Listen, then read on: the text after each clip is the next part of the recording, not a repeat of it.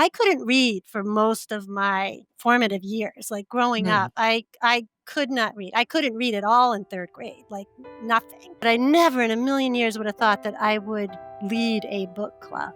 Hey friends, welcome to Stories Told Through You, the Flower Letters podcast. We're Michael and Hannie Clark, and each week we sit down with our amazing community and special guests to share the real, heartfelt stories that connect us. Grab a cozy seat And let's dive into the stories told through you. Welcome to our next episode of Stories Told Through You, the Flower Letters podcast. Today, we're talking to Mary Cafazzo, who's a member of our community. She actually runs the official Flower Letters book club. I don't know if official, unofficial, but anyway, we'll talk more about that in the podcast. She's got a fascinating love story to share, along with some interesting insights into her personal life. And we're so grateful that Mary joined us, and we hope you enjoy the conversation. Welcome, Mary. It's good to see you again.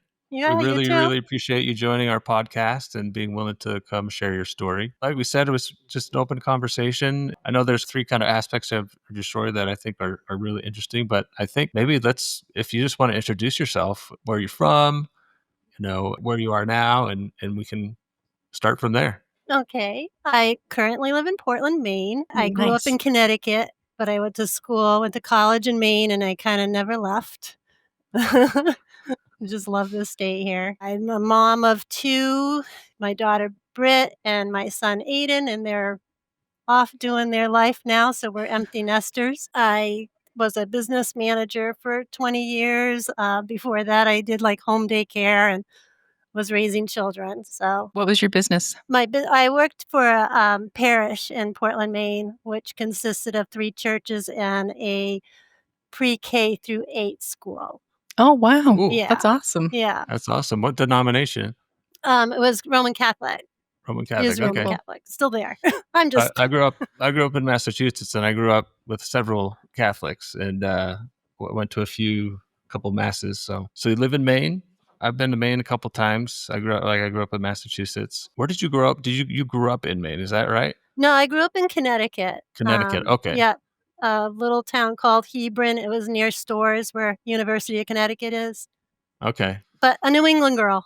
I've never lived outside of New England. A lot of traveling, but never lived outside New England. Yeah. That's awesome. Yeah. I love New England. It's so beautiful. I've never been to Maine. I've always wanted to go, but Oh, you should come.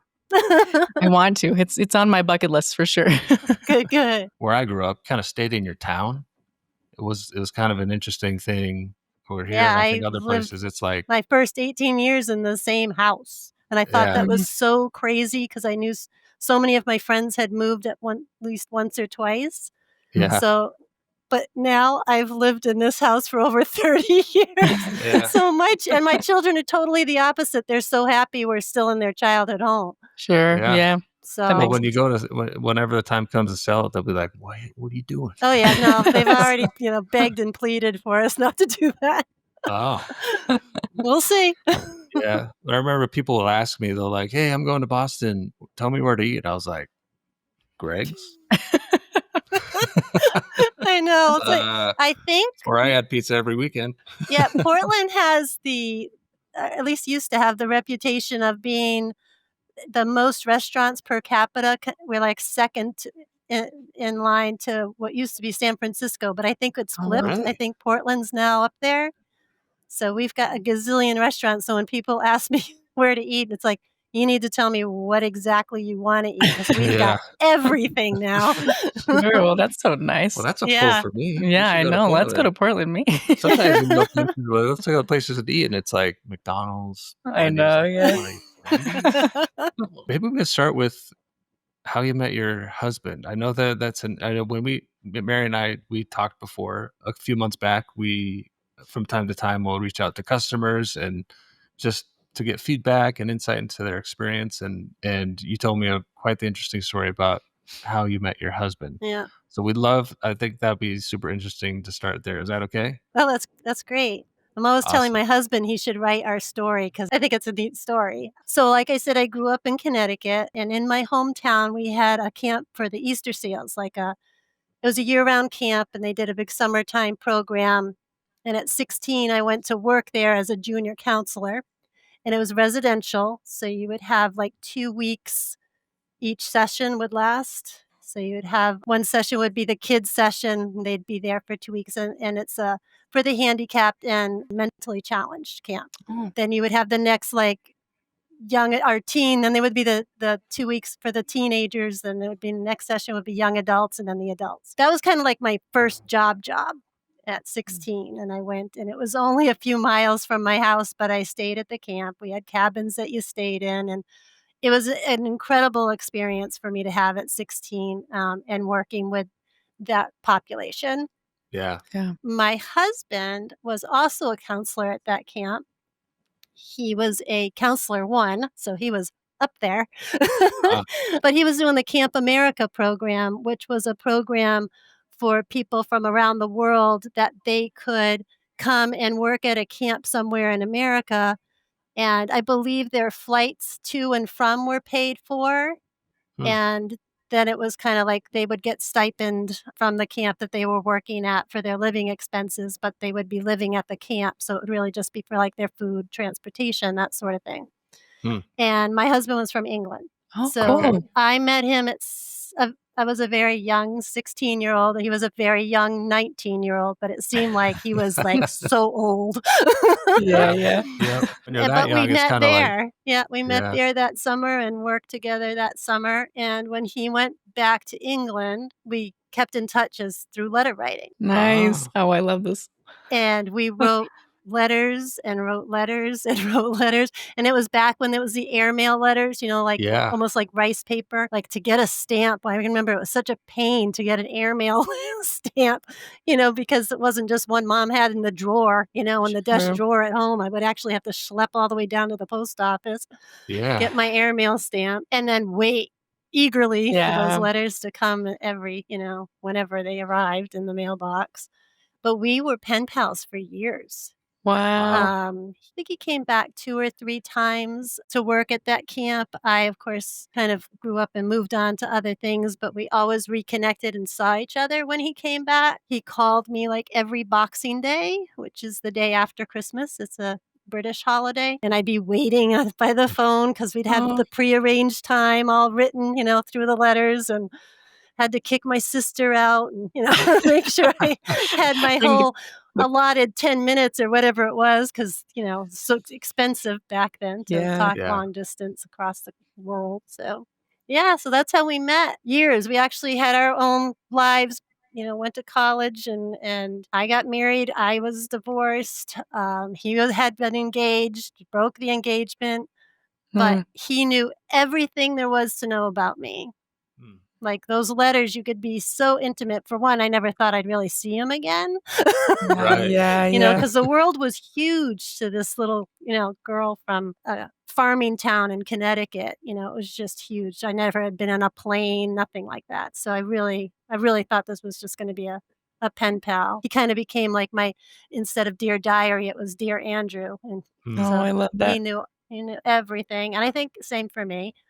And I knew all the ups and downs and what he was going through. And then we reconnected as adults, and he came over and kept coming over. And then one day he didn't go back.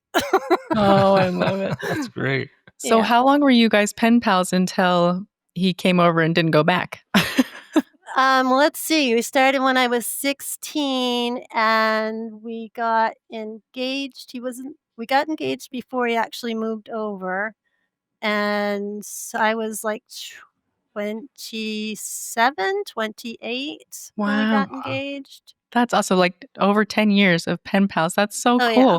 Boxes of the letters. You still I have love that. Oh, never get rid of them. That's so special. Well, oh my goodness. I did when I got married. Oh, right. yeah. That makes sense. I look back now and I think, why didn't I just give those boxes to my mom? Yeah. But I didn't. I thought it was wrong to have letters from, Sure. Yeah. And so I got rid of those. And that's probably, I don't have a lot of regrets in my life. That's definitely one of them. But he made up for it because I have more boxes from after we reconnected and he hadn't come over. How cool. That sounds like, thinking back to when I was a teenager, that sounds like a dream. Like a dream kind of like go to summer camp. Say to him, we should meet write the cute this. guy. It's a movie. I think it's a movie. It's got to be a movie. That's a great movie. I'd totally watch it. Well, that's an interesting thing about letter writing, I think, and what we've learned and gleaned from our community is that it's kind of lost, right? That intimacy is kind of not well known about, especially by the newer generation. We had letters. I mean, Yeah. I remember going to the post office and anticipating the letter from the cute guy. yeah. But then there was email came on, but like going back, like and reading old letters, especially from World War II, it was like a diary. Yeah. You know, where now it's like an email or a text, like, "What's up? Yeah, How you yeah. doing? Good." And also, Yeah. See like, you I soon. know with my husband, he shares so much more when he writes it Yeah. Mhm. than, when face to face. Right. Yeah, He'll it's share so much. there's something much more. I'm the same way. Like you get to know me way better in a letter than you'll ever get to know me face to face. Just, I don't know, it's like a safety net of being able to just write it down rather than say words that you can't take back. Yeah, let's Do you know wipe what I that mean? out. Yeah, you're like, oh, okay, start over, new paper. Yeah. But Yeah. so my grandparents, they met right during World War II and they got married pretty fast. And so they got like their whole getting to know each other was over 3.5 years of just writing to each other. And they wrote every single day. Wow. And so it's interesting how, and there's a lot of stories like that from back then where they got married so fast. And then that's kind of how they courted each other was after they were married and like, writing to each other and falling in love. Well, I mean, they obviously loved each other enough to get married real fast, but like, really Fall the deep deeper and falling in love. deeper into love. Yeah. Yeah. Yeah, the funny thing we learned with our Lily Clara story. So Lily Clara is a mail order bride. You're not a mail Yeah, order that was bride. my first one. Oh, was it? Oh, Yeah, that fun. was the But first one I read. in researching that, we learned that those marriages actually worked pretty well. Yeah. And it's surprising because Interesting. usually we hear mail order bride, you're like, oh, she's getting into just a terrible situation. And Lily was. I mean, that's kind of where we're with the story. Sorry if there's any spoilers Yeah, there. But I No, think you're kind of an example. Your experience with your husband is you just get to know each other on a different level. yeah. So that oftentimes I think when these brides would show up, and it was always westward, they would always come out to the west from the East Coast, and it was kind of they kicked it off, I think, in the research that we did. So that's kind of an interesting thing that we learned about that, and kind of interesting to hear your story and that how you're connecting differently. Now the question I have now: do you still write letters to each other? He does. I mean, he Oh. does more so than I do because I'm a talker. Yeah. In case you couldn't tell. But Andrew, he doesn't necessarily wait for the occasion, Mother's Day or my birthday. He doesn't necessarily do that. But that's when I know one's coming. Yeah. So, like, I'm still like Christmas Day. I can't wait because those are always, super great. He just, Yeah. yeah. He's got a gift too of writing. He definitely has a gift of writing. So How special. That's so awesome. Well, it sounds like this is like a done deal. You just take your letters and kind of write a story, right? Write a book. Well, like I said, he's got the gift. I want him to write the story. Plus, I think it would be cool to have a guy write that story. That would be an interesting perspective. Totally. Yeah. Well, and I love I can see you guys taking all your letters and putting them into a book for your, posterity. It's just like, that's, my grandparents, I think that either they got burned or lost or just thrown away. I don't know what happened to them, but there were like, I mean, there had to have been hundreds of letters. I'm sure there must have been. I had shoe boxes full and I wasn't writing every day. Yeah. But it's so like, I'm so sad that we don't have them, I think there were 2 that one of my uncles sent me and they're like so precious, but what a gift for you to be able to pass down for them to like, I think letters are such a gift anyway, I look at cards and letters from my mom who's no longer with me and just to see the handwriting. Same with my dad. He wrote some really fun, creative letters. He wrote one like he was my dog when I was away at college.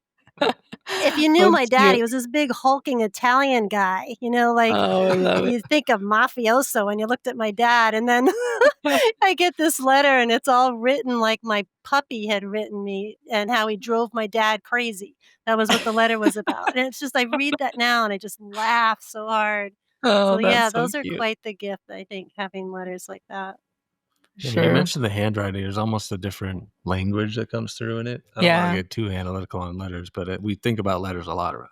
Yeah, no, I totally do. I think you're right. There's a personality to the penmanship. There's a personality to the voice.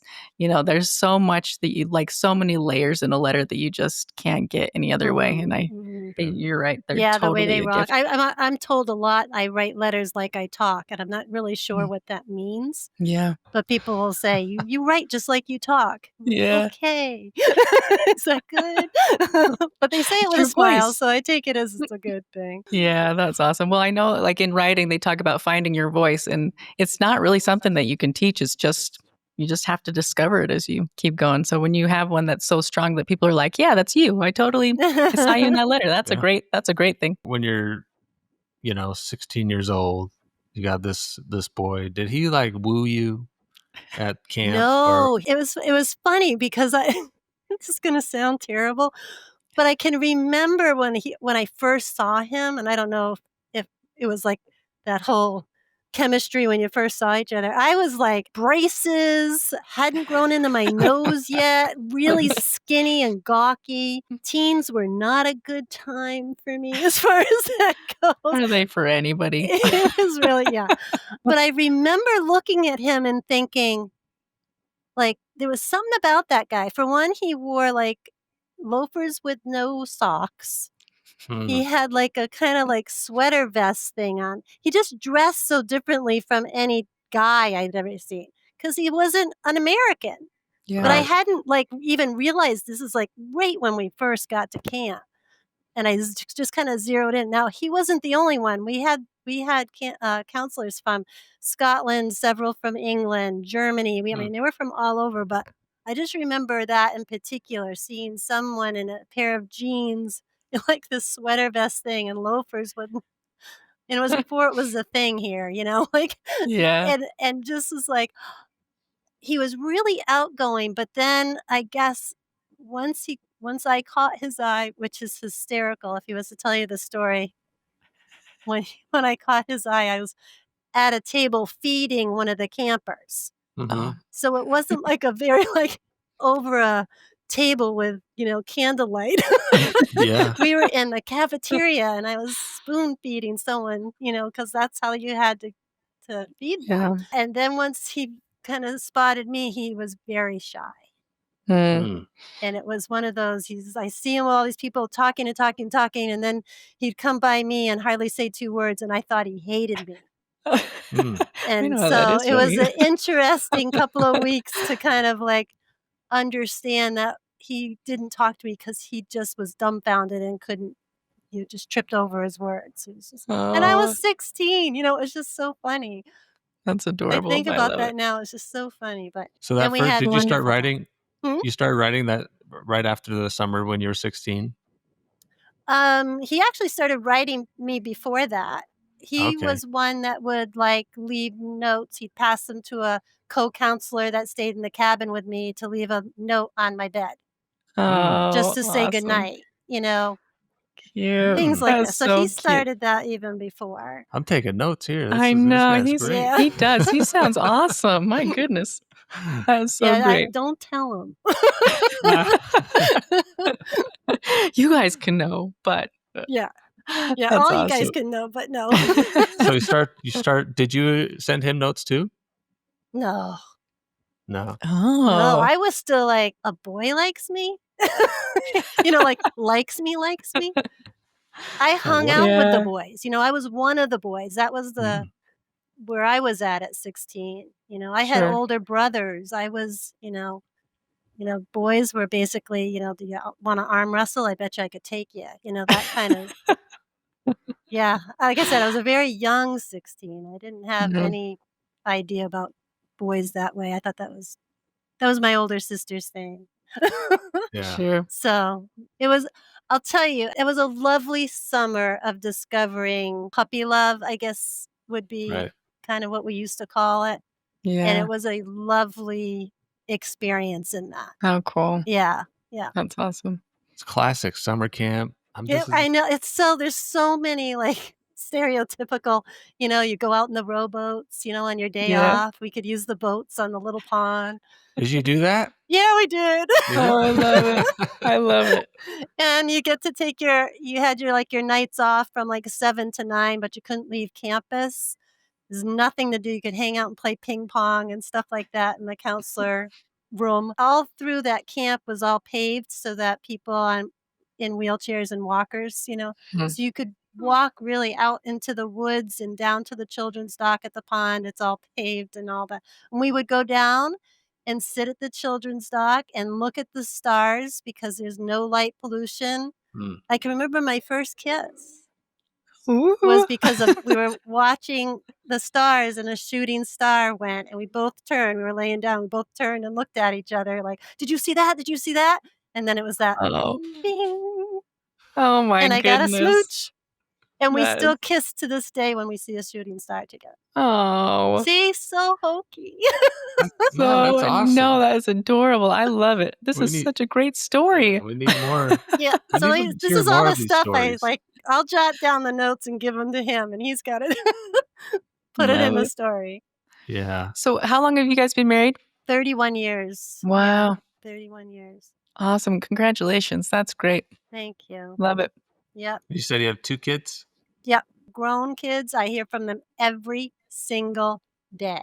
Nice. Really? I would go weeks without contacting my parents, when I was away at school. And they're tumbleweeds. They're all over the place. My daughter is a travel nurse, so she's over on the West Coast right now. My son works for the National Forestry Department. He's a wildfire firefighter. So he's in Arizona right now. So they do intense jobs, and I love every night I hear from them. Yeah, Hi, Mom. I bet. I bet. That's awesome. 36 and 28-year-olds. I love that. Taking notes too here from your kids. Yeah. I should text my mom. Yeah, I know. I'm guessing your son's been pretty busy with all the fires out here, huh? Yeah, we've had some pretty bad ones this year. Thankfully not too well. I guess we had one up the canyon, didn't we? They're everywhere. He got called up and sent out to Arizona, and probably the 2 days after he left, we had a whole bunch start up here in northern Maine. But they share I guess that the human resources, so we're getting firefighters from all around. So sure, I guess that makes it mean that much more that you get to hear from him every day, right? Oh yeah.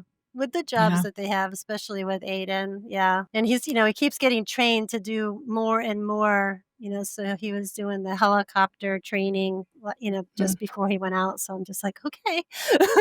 Wow. Okay. Mary, I would love to hear because you've been married 30 years. It sounds like it's kind of a fairy tale, to be honest with you. Yeah, that's what it totally I'm sounds telling you like. all the good parts. You guys, I'm sure know if you're married, marriage is a lot of work. Yeah. Yeah. So there's that part too.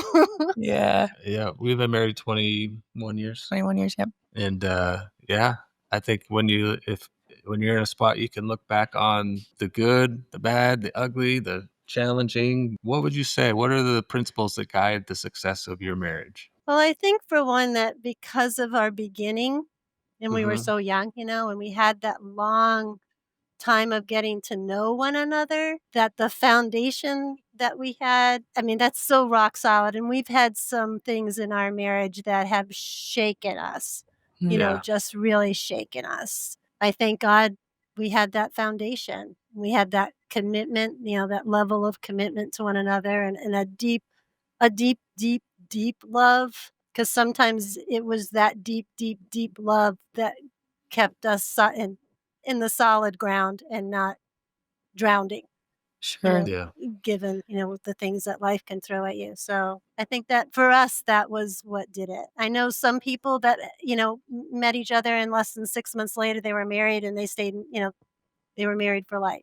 I know there's all different kinds of stories out there, but for Andrew and I, that getting to know each other, that slow simmer, because of the situation that brought us together really has served us very well. Yeah, I think Mike and I talk about this a lot, so we knew each other for 7 years before we got married, and I knew his entire family really well, which was a huge blessing for me. I've found in our marriage, it seems like when you are like have that deep foundation, that really strong foundation, and you're able to face the problems together rather than the problems being like here. Do you know what I mean? Like there's something about knowing that person so well, like having their back so well, and that fierce loyalty. It's like you're unstoppable. It's like you could face anything together as long as you are on solid ground together. Does that make sense? Yeah. Because I look Definitely. back at our marriage and I feel like there wasn't a lot that ever was between us. It was always kind of like, okay, this is really hard. Now let's do this together. You know what I mean?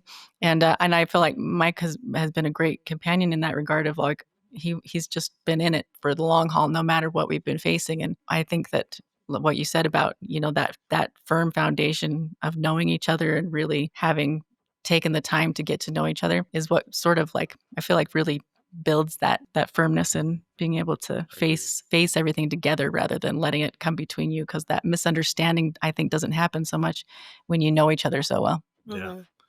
Sometimes the kids try to get in there, like yeah, like, hey, always find a spot in the middle. So Dad says yes, and Mom says no. yeah. I didn't know we would talk about marriage, but I'm impressed with your story, your relationship, and I'm always curious to see how people's marriages work so well. Yeah, you don't get that a lot, right? Yeah, that's true. I love learning. I've learned from your husband that I should probably write some notes and leave them on your pillow. Well, you've written a lot, and but yes, please do that. No, well, I feel the same way though. Like at Christmas time, he'll ask what I want, and I'm like, write me a poem. I would love to have that, or something like that, just because it's a piece of them that you get to have. It's funny. I think writing and having that tangible item, because one of the things like at Christmas and at Thanksgiving, we've had a tradition in my home that we write what we're grateful for. Like we have the grateful for jar, and we have the at Christmas time, because it's coming to the end of the year, we talk about like what were our triumphs this year, what were our challenges this year. And we write those all down and we throw them into I have like little jars. And what we do after dinner on both the holidays is we take those out and we pass them around. We read them. Cool. And so it's a reflection, and it's from stuff that they wrote from when they were 8. Oh, we that's just pull out a awesome. handful and just kind of go through reading those, and to see the handwriting change over the years, to see, just it, like you said, there's so many layers to actually the handwritten tangible item. It's a great tradition. That really is. That's a really great tradition. I love that. Mary, I kind of want to change directions a little bit here. And sure.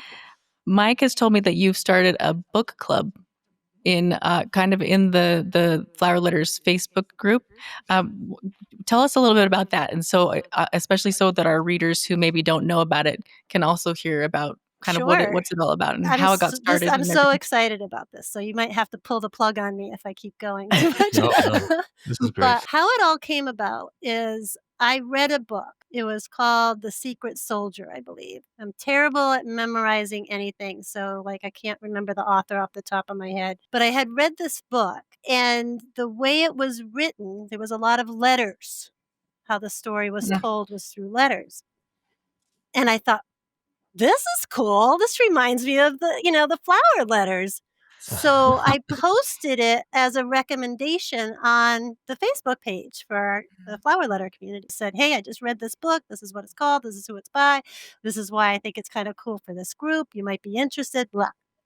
And I got so much feedback from people being excited that great, I can't wait to read it. Oh, this sounds wonderful. That kind of thing. And my history with reading, I almost feel panicky when I talk about it. I couldn't read for most of my formative years. Like growing up, I could not read. I couldn't read at all in 3rd grade, like nothing. It just was so validating to me to see a response because of me posting about a book I read. And that's when I discovered it's an actual genre or an actual writing style, the epistolary style of writing. I did not know that. So that, Mary's mind was just blown because I could read it so much faster than a regular traditional style novel.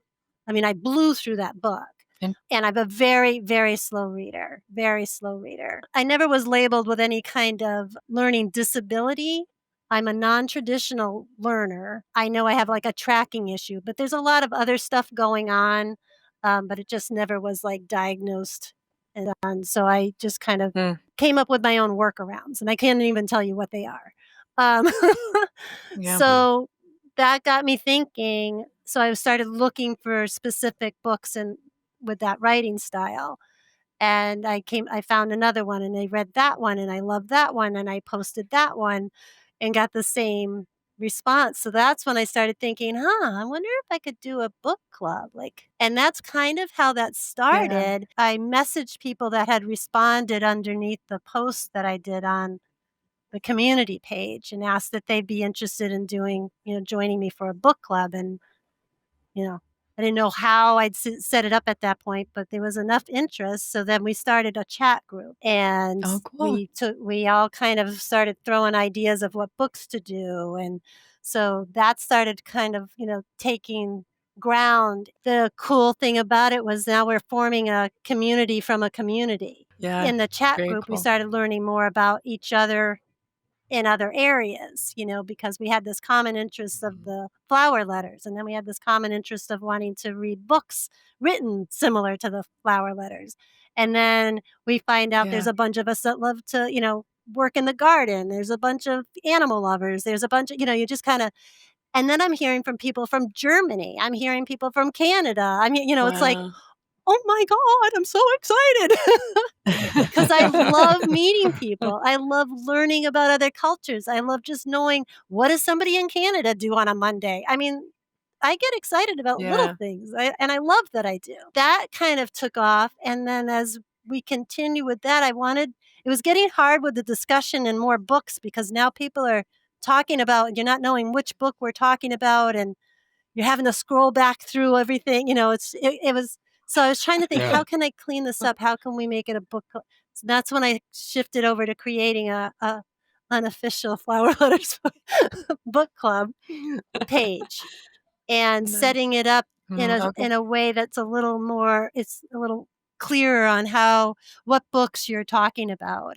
And then I asked permission to see if it would be okay if I shared the book club Facebook page on the community page for the flower letters. And anytime we start a new book, I'll post that and invite people to, learn more about the book club if they want to, and let them know about the chat group if they want to, and so it's been very much a learning experience for me, because I hadn't done anything like that. And I can remember the first time I ever joined a book club was when my daughter was an infant, and I just needed to get out of the house. But I didn't have 2 cents to rub together. It wasn't like I could even go have a coffee somewhere. I was a single mom, had nothing. It was all I could do to, find someone that would come and just stay with my daughter for a couple hours so I could go for a walk or whatever. And then I discovered that the library had a book club, and that I could get the book and borrow the book from the library and join this book club, which was so intimidating to me, because that meant I had to read a book by a certain time so I could participate. But I did it. But I never in a million years would have thought that I would lead a book club. I know for some people this is probably like, well, that's a no-brainer. But for this young 60-year-old, this is so huge. It's like I want to grab my English teacher that told me to just stop. Don't even bother trying to apply for college. Those things that teachers don't realize their words have such power, and say, guess what, dude? You called it so wrong, and don't ever do that again. It put limits on me that it took years for me to realize, I could break through that anytime I wanted to, but I didn't know that. When you were raised the way I was, you listened to your adults, all that stuff. So anyway, the book club, I jotted down that the book club Facebook page has 65 members now, and the chat group has 23. Awesome. So I was really excited when the book club Facebook page kind of outdid the chat group in a way. And any time I post a new book, or get more people that are interested and they're hearing about it. So we'll link to the page in the podcast in the description. That's so, when you told me about that, that's very satisfying for us. Yeah, super cool. So we love that this was born out of the flower And letters. it's so fun in the chat group because, like, when you guys post something about, you know, what's a good idea for the next story, we're all like, and then it's like, oh, put that on the community page. Oh, put that on the community page. So it's just, it's funny. Yeah, that's so cool. Absolutely. Yeah, because the key pillars of our mission is connection. Yeah, creating community, being able to provide, and connection. We bring the stories to the people, and it's up to people like you, Mary, to connect. Yeah, and to reach out there and to make these connections with people. So we're thrilled. Yeah, I'm thrilled too. It's really been fun. Group. It's interesting hearing your story. So I'm dyslexic as well. I wasn't formally diagnosed in elementary school, but my fourth grade teacher did know it, and she told my mom about it. But she told my mom not to tell me that I was, so that I wouldn't, because I was writing stories back then. Like, I loved writing, and she just said, "Don't tell her because it'll discourage her." So I mean, I totally get that. And she was totally right. The kind of fragile little 10-year-old that I was at the time, I would have taken that to heart, and I would have probably just been like, okay, I guess I can't do it because, my teacher said, I still feel all those feelings that you're describing of, like, it took me, I think I was maybe in sixth grade by the time I finished a chapter book, like it was daunting. It was so daunting to come to a chapter book, and be like, okay, maybe I can do it. But then to this day, I still get anxiety when I open a book. I still am like, oh, okay, can I do this? I know, and I'm an English major. I graduated in English, and I write books all the time, and not all the time, but I write a lot of stories. But it's interesting how deeply that goes. Oh, I had a English teacher say that to me. I had a math teacher tell me, the same thing. And again, I became a business manager of, 3 churches and a school, and it's like. Yeah. Guess what? Yeah. Don't ever tell a person never, as far as what their abilities are or aren't. Yeah, I think we have this conveyor belt in society, and it's like, well, all these, put them on the conveyor belt and let's educate them this way. And whereas I think we all sort of have our own genius somewhere inside of us. And I think a part of Hannie's genius is actually her dyslexia, because it's almost kind of like a superpower. Well, I think you just view things differently, I think literally and figuratively. And I think that can be wielded as a gift as much as it can be, something that holds you back. Well, and I think too, there's something about having that. What did you call yourself? Something learner? What was that you used?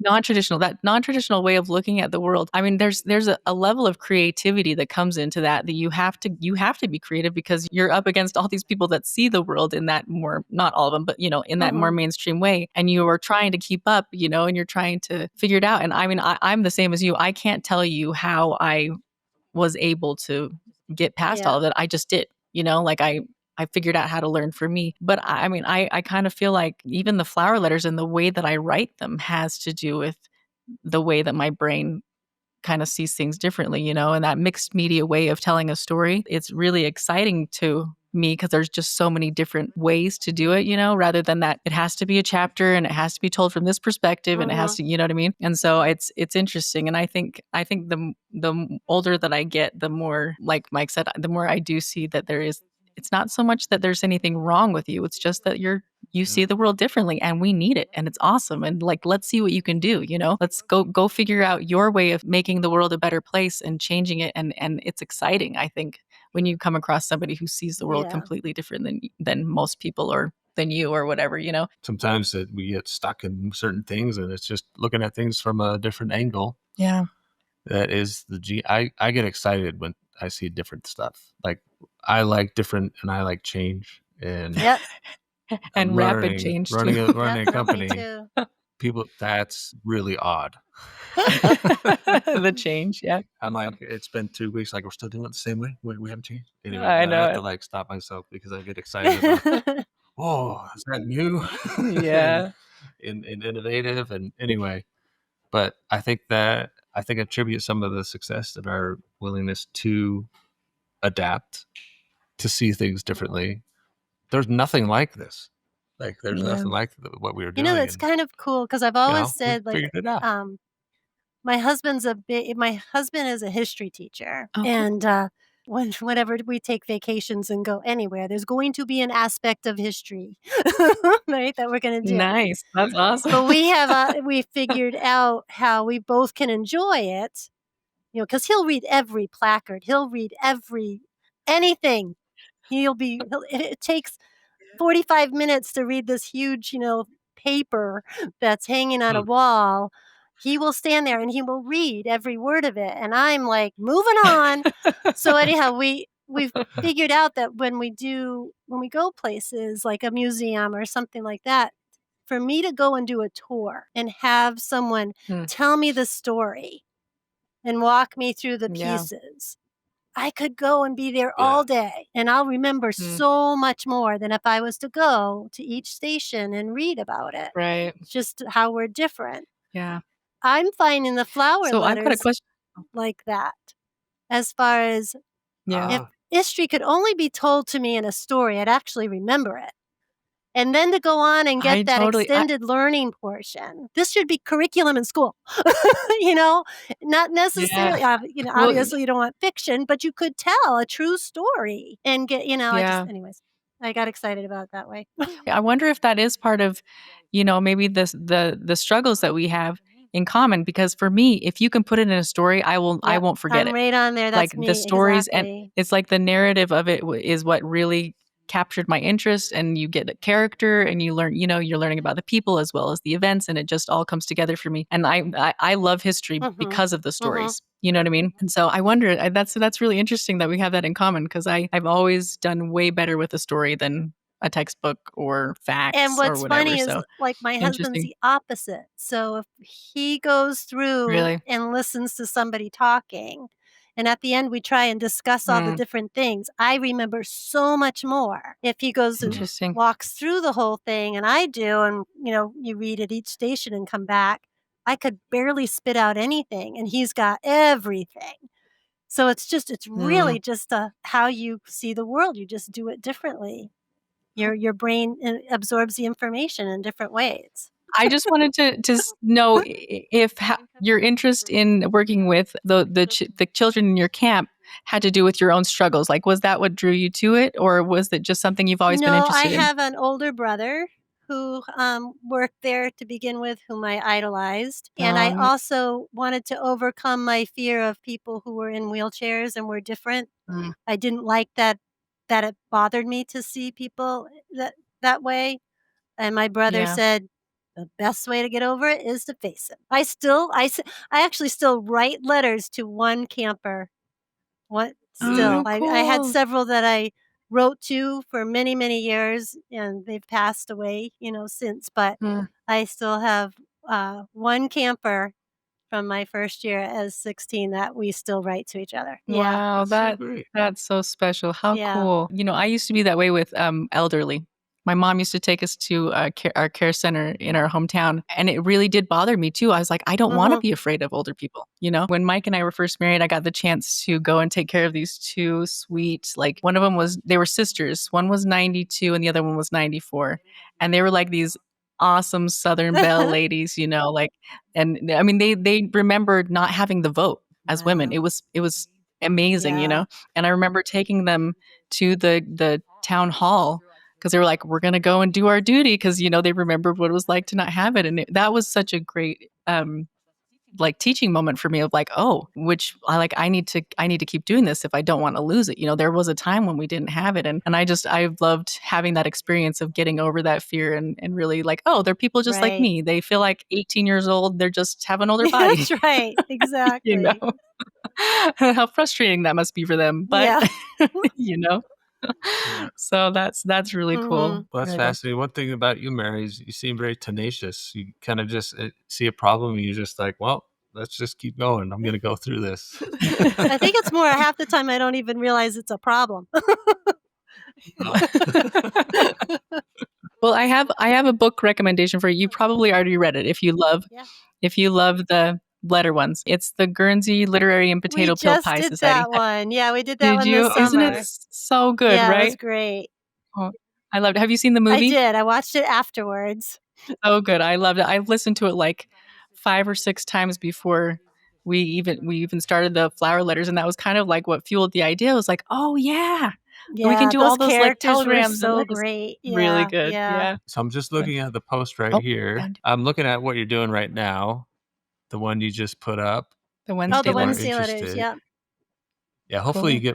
get more people come join your book Oh, club. I yeah. think it's They're joining all the fantastic. time. So the Wednesday Letters by Jason F. Wright. What's been your favorite one that you guys have read in your group? The one that's really kind of sticking with me for some reason is the Daisy Joan and the Six. That's Oh, I like haven't heard that. it's not necessarily letters, it's interview form, and it's about a Oh, band cool. from the 70s. It's kind of, I Okay. think, along the lines of the whole Fleetwood Mac story with Stevie Oh, Nicks. nice. So that's just I before love my time as far as what, my awareness of what that era was like. So that's Uh-huh. my older siblings, they're 10 years older than me. So for whatever reason, that's just like, oh, this is Cool. wild ride. I'm excited. I'm gonna get that Yeah, one. it's I liked that one. It was very different also from anything that we'd been reading up to that point. The other thing I just introduced the idea of reading a science fiction one Oh, because that's fun. the other thing. I try to break out of my comfortable genres and try something that I wouldn't typically pick up. And this Mhm. group is great because they've all, kind of responded in the same manner. Like, okay, I'd never do that, but it'd be Cool. interesting to try it, especially in this style. So there's, Yeah. that's what I love about this is that I've got people that are willing to go on the ride with me. And I'm Sure. very much an extrovert. So like I get my energy from people. So to have people join me to do something it automatically means it's going to be successful, even if we end up hating it, because the ride's going to be a Yeah. fun one, no matter what, because Just you like got a being bunch together, of people yeah. with you. Do you get on calls in the book group? So I'm going to be doing my first live discussion. I've told them that I've got some willing victims that I just wanted a small group to start with. So I kind of asked, and I had some people say, "Yeah, we'll do that with you." So next month, the Wednesday letters, I'm going to have kind of a live chat with a handful of people just because for one, I don't know the technology. So I want to make sure I know how to work the technology and just kind of figure out a format that would work. And because that would be another way to just continue the journey with this. I think that'd be And super cool. I I do think too. people would love to get on Yeah. and see some of the people they've been interacting with Yeah, face to face. face to face and Yep. On the they'll chat, we'll do things that way. like, do you have a fur baby you want to share? It doesn't, so it's, those are Yeah. the kind of things, or, what's your favorite flower that you have in your garden? If you've got a garden growing now, can you post a picture? So it's all kinds of, Cool. just a lot of sharing, a lot of good vibes. Plug Awesome. into that when you kind of want to unplug from all the other stuff that's happening.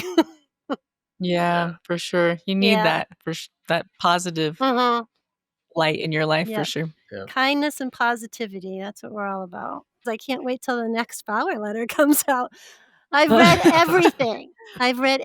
Oh, except I awesome. just finished part 2 of Nora. But I already have part Oh, 3 cool. sitting here waiting. So yeah. Awesome. Oh, that's so cool.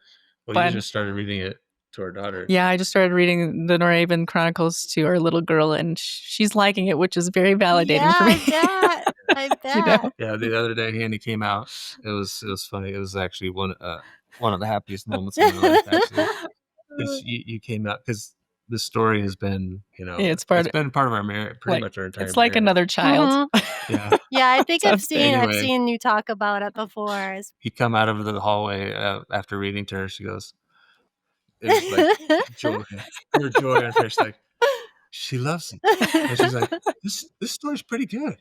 Yeah, my story's pretty good. No. I'm like, yeah, I've been telling you that for years, Sam. Well, we had the night before. He's not telling you the night before I came out like devastated because I don't know if you're this way. When I'm tired, my dyslexia just kind of goes crazy, and I can read something when I'm tired and it's horrible. And then I can read it the next day when I'm refreshed. And I'm like, oh yeah, that wasn't so bad. I think I was having one of those moments because I came out and I'm like, I don't know what I was thinking when I wrote this. You know what I mean? I was like, oh, it makes sense. It makes perfect sense. So it was probably a relief to him because I've had some really dark moments with that story. So he's like, oh, are we going there again? No. But anyway, that's so great. I'm so glad you've read them all. But it's coming. There's another one coming. We're really close. Well, thanks so much for contributing to our community. This is I can't think of a more perfect person to run the book club and to kind of like enhance the experience for everybody. It's very cool. No, and if we can help grow it, let us know what we can do, because we love people connecting and in a positive way. It's always like the snowball effect of doing something and then seeing all of the positive runoffs is really exciting. It's so cool. You guys created something that drew people in. And then from there, because it's a common denominator for everybody on there, it was just really easy to connect and find more about one another that you have in common. Yeah, I've learned actually an interesting thing about the community is we want it to be community run. We kind of have, we make sure things are okay, and everyone's no spoilers, and if there's a customer service thing, we try to make sure things are very positive.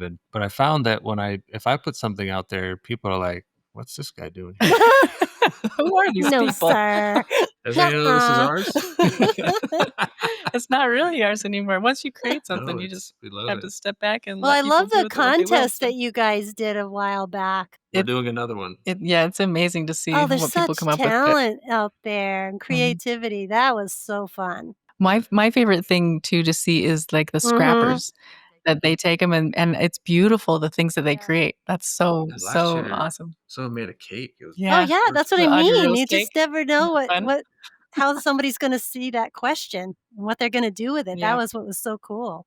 There was no real parameters. You just had this and that and go for it. Well, thank you again, Mary. We really, really, really appreciate it. Thank you for having me. I love hearing your story. It's such a sweet love story. It's so fun. So we're excited to share it with the community. Thank you for listening to Stories Told Through You, the Flower Letters podcast. Got a true story you'd like to share? Email us at podcast@theflowerletters.com. If you're new here, welcome. To learn more about us, head over to theflowerletters.com. If you enjoyed this episode, please subscribe and help us spread these inspiring true stories. Until next time.